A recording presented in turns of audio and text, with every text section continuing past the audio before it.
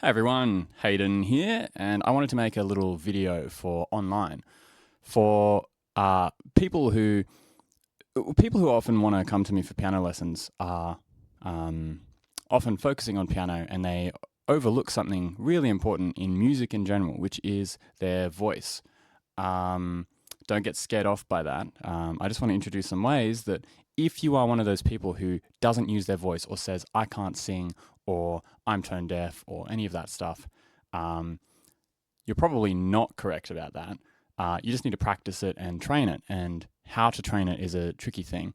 And I'm a piano teacher, I'm not a singing teacher, but there is very much a good connection that can be made between learning to play piano and training your voice. And that is basically anytime you make a noise with your voice, you're making some kind of pitch on the piano or on any instrument really that has our musical notes on it.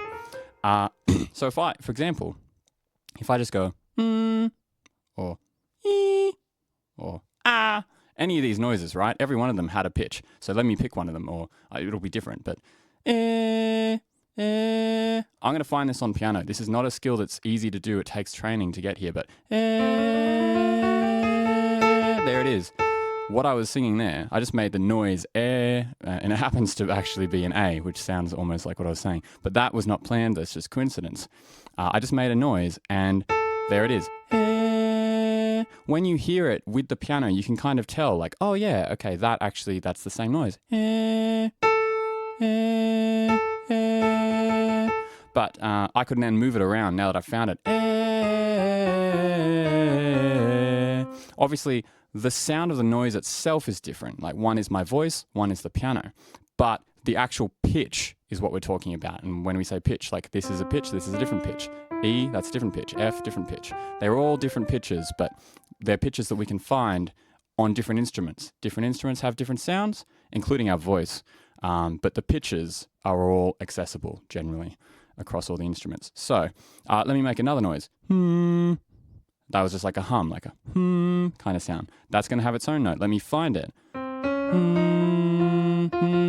There it is. That was an F, right? Notice that I'm not really singing here. I'm just making noises. And it's musical. It's making a pitch that can be found on the piano. And it's really important to know that any noise that's made realistically actually has a fundamental pitch to it. And so one thing that's worth practicing, even if you want to learn piano, because is training your voice and training to hold pitches, and eventually you'll be able to find them on piano, hopefully as well. With some training, it takes a while, but you can get there. But one of the things I'll say quickly, the reason this is so important is because having a connection between your voice and your instrument, whether it's piano or guitar or anything else, honestly, is so useful. It's one of the best things you can do for your musicality. So, training your voice, even if you don't want to become like a fancy singer or anything, that's completely fine. You don't have to do that. I'm not asking anyone to do that. But it's worth trying because like, it's pretty cool. Anyway, the way to start training this, if you're not very familiar with pitch, is just making noises and trying to hold a pitch. So what often when people aren't used to using their voice and quote unquote singing, even if it just includes making noises, would be they might make a noise like but it'll drift. It'll go up or it'll go down. It'll sound like this. Or right? And that was shaking around. And on the piano, that would have been like, let me try to recreate one. I'll find it. So that started here. See, it's wobbling down. That is a very common one that I see in students who are not used to singing.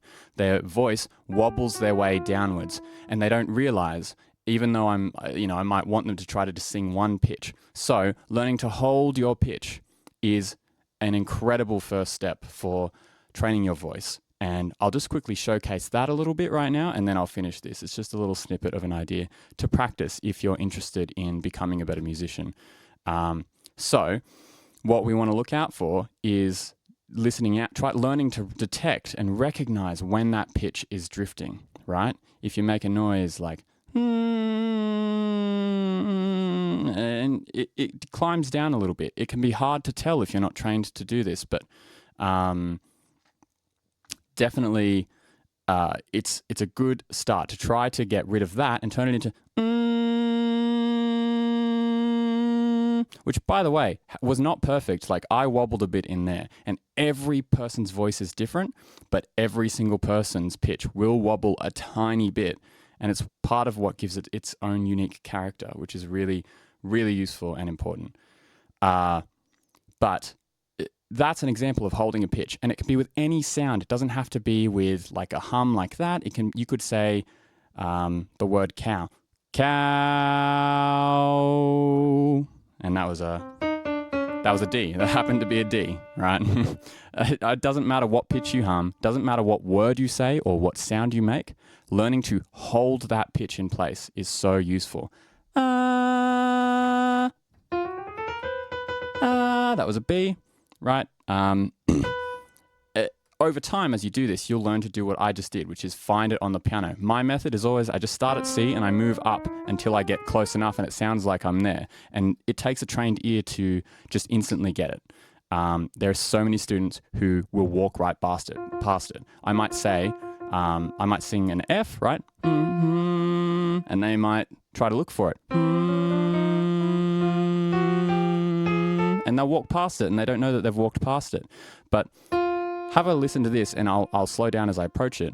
Try to listen about how it does actually start to match when I get there and hold on to it. And you can hopefully see what you're looking to aim for if you try to match your voice with whatever sound you make and a note on the piano. Right?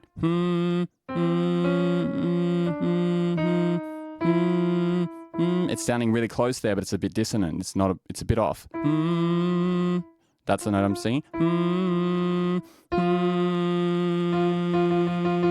And when I'm there, it matches so much better. It sounds a lot more pleasant. Usually, the notes right around the one that you're singing are really dissonant. Playing them, any of these two, sounds really quite awful because it's so close to this one. And when we have notes together, a lot of the time it sounds a bit rough. You can make those sounds work, but it requires a bit of knowledge on how to use them in context. Right? So those sounds are in there, but they can work. But anyway, that's a different lesson. That sounds pretty bad because that's our note, but that's what I'm playing while I'm singing this one. Same thing here. Doesn't sound good, but when I land on the right note, sounds really good. Now, of course, there are other notes, often ones that are in chords related to the note you're singing, that might still sound really good, and you might think that they're it. You know, you might land on something like that and think, oh, well, that sounds good, so maybe that's it. But it's actually just a harmony. Or right? They sound good with it, but they're not actually the note. Listen again. It sounds a lot more obvious when you do actually have the right note. So with that, I encourage people basically to go out and I like humming the word but you could also just say la. You could say la or la, la. That was the same word, just different pitches. What did I do? I was a F sharp and then a B and then an E. La, la, la. I just had those noises in my memory from when I made them and I found them on the piano. Again, it's a different skill. It takes practice to do that. But hold a pitch. Just hold any pitch. You don't have to find it on the piano. Just make a noise with your voice. Practice holding it without it wavering, without it going or right, moving up or down or anything.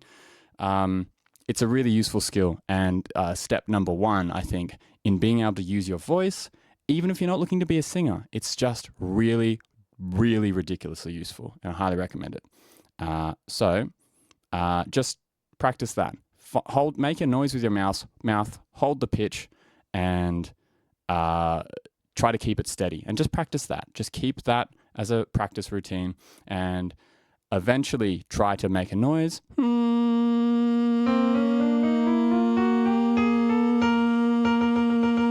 And try to walk up to it on the piano and see if you can find it. It might even be down, right? Could have gone. So that one actually happened to be right below C. It's hard to train at first, but you'll hopefully get more used to it as you practice it. It'll probably be frustrating. And of course, this is an exercise that you can do in a piano lesson with a piano teacher.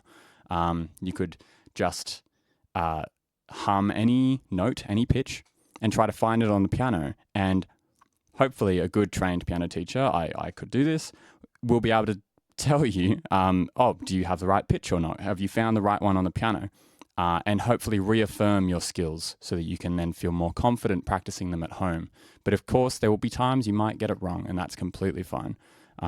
Just put in the work and practice. It doesn't matter if you get it right every time. What matters is that you're trying often enough that your brain can start building these connections and making the progress towards having some control of your voice in any kind of way. So that I would love for people to try if they haven't tried it before. I promise it will improve your musicality in any instrument, in any way, by a lot. Thank you for watching that and listening to my rambles for 12 minutes, basically.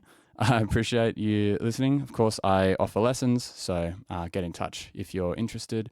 I can do them online in this format. You would see exactly what I have here. And I can also do them in person at wherever my studio is at the time, which generally will be listed on my website. Thanks very much. Have a good one. Bye.